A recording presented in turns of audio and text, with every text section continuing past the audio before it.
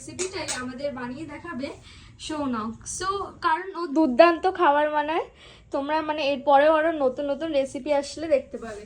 আর কি কি লাগবে তার জন্য প্রথমে লাগবে আলু সেদ্ধ, আর এখানে আছে পেঁয়াজ কুচি আর টমেটো কুচি, আর এটা একটুখানি আদা রসুন আর কাঁচা লঙ্কার পেস্ট। মশলার মধ্যে লাগবে জিরে, গোটা জিরে, ধনে গুঁড়ো, হলুদ, লঙ্কা, জিরে গুঁড়ো আর পাও ভাজি মশলা। আর যেটা পাও ভাজি বানাতে আছে, যেটা না হলেই নয়, সেটা হচ্ছে পাও। আর এদিকে আছে বাটার। গরম হয়ে গেছে, প্রথমে দিয়ে দিলাম পরিমাণ মতো butter, best choice olive oil.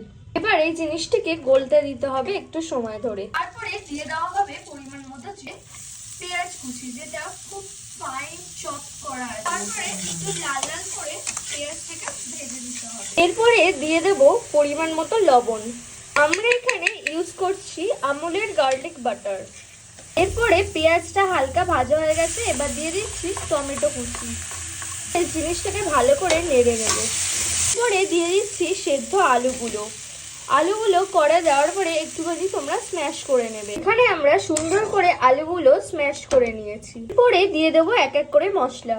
উপরে দিয়ে দেবো একটু ধনে গুঁড়ো, তারপরে দিয়ে দেবো একটুখানি পাও ভাজি মশলা, আর একটু দেবো জিরে গুঁড়ো, শেষে দিয়ে দেবো লঙ্কার গুঁড়ো। দেখতেই পেলে তোমরা কাশ্মীরি লঙ্কার গুঁড়োটা দেওয়ার পর কতটা সুন্দর কালারটা এসছে। আর একটু জলটা দিয়ে দিচ্ছি, জিনিস 3-4 বার জল দিতে হবে যাতে ঘন ঘন ভাবটা আসে।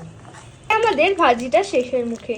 এরপর একটুখানি বাটার দিয়ে আর একটু টেস্টি করার জন্য নেড়ে নেব। এরপর গার্নিশিং এর জন্য দিয়ে দেব ধনেপাতা, উপর দিয়ে আর একটু দিয়ে দেব পাও ভাজি মশলা।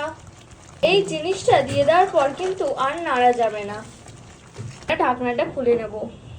পাচ্ছ কালারটা কত সুন্দর এসছে আর স্মেলটা জাস্ট ওয়াও। আমরা প্লেটে ঢেলে সার্ভিং করব। পুরোটা তুলে নেওয়ার পর থেকে কড়ার একটুখানি আমরা রেখে নিলে কড়ার মধ্যে দিয়ে দেওয়া হলো বাটার। এবার একে একে করে পাউগুলো দিয়ে দেব। এই যে পাউগুলো দিয়ে একটুখানি ভাজির সাথে মিক্স করে নেব। এই যে আমাদের তৈরি হয়ে গেছে পাও ভাজি। আজকের মতো এখানেই। যদি রেসিপিটা ভালো লেগে থাকে তাহলে লাইক, কমেন্ট, শেয়ার করো। সাবস্ক্রাইব করতে ভুলো না আরো এরকম নতুন নতুন রেসিপি পাওয়ার জন্য। না, অঙ্কিতর পাও ভাজিটা কেমন লাগলো সৌনকের হাতে খুব বানানো? ভালো হয়েছে। সৌনক মনে হয় আমরা খুব ভালো বানিয়েছি। ভাই কেমন লাগলো তোর পাও ভাজিটা খেয়ে? এরপরে কি আরো নতুন নতুন রেসিপি খেতে চাস? হ্যাঁ, জন্য কি করতে হবে? খাবার বানাতে হবে, লাইক, কমেন্ট, শেয়ার করতে হবে, সাবস্ক্রাইবও করতে হবে।